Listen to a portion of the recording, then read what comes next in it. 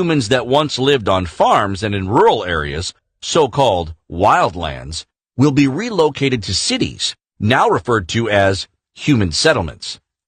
And the idea is that if you concentrate populations into specific areas or zones, less energy usage, less water usage, and less transportation.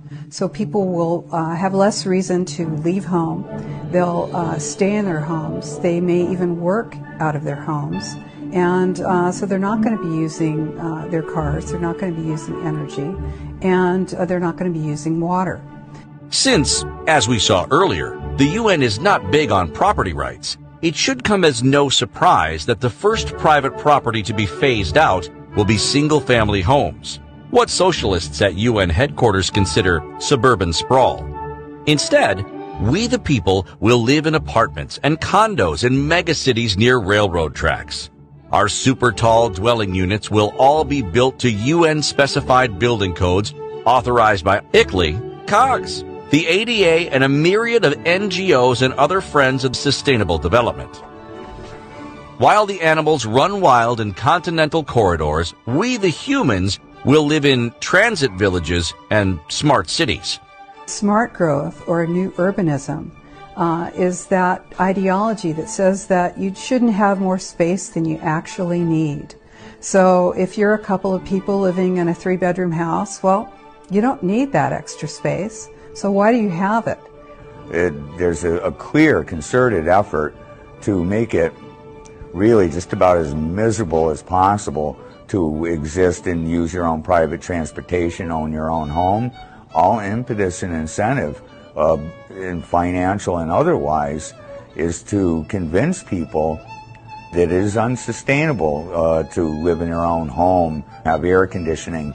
It is their duty as a human being, as a global citizen, you see. You basically exist and little more. Our high-rise, stack-and-pack dwelling units, complete with smart meters and smart heating systems, will make sure no one uses too much energy. And if they do, the energy police, with help from the neighbors and eye-on-the-street surveillance systems, will be right there to handle the situation.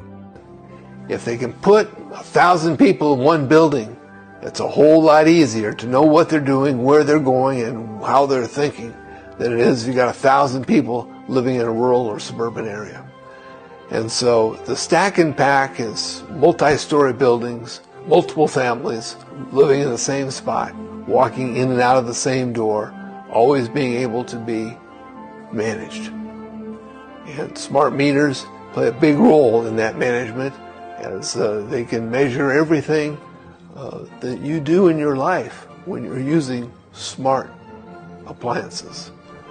If you have a garden or a single-family residence, while you're watering your garden, you maybe have more than one bathroom, you're taking too many showers, you're using more than your 10 gallons of water a day.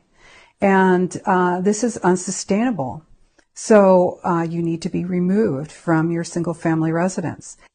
Anybody that's got a couple of acres of land and his own water supply and can grow his own food, these people are a threat to the collectivist society, because they aren't going to go to the politicians and say, please feed me, please clothe me, please give me shelter.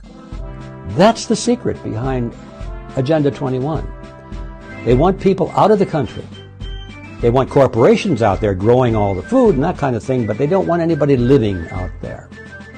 To describe human settlements and the food sheds that sustain them as modern-day concentration camps might be a little over the top, because with no cars, parking lots, or air travel, everyone will walk and use bikes, so they will be fit and healthy. At least as healthy as the genetically modified foods they are forced to eat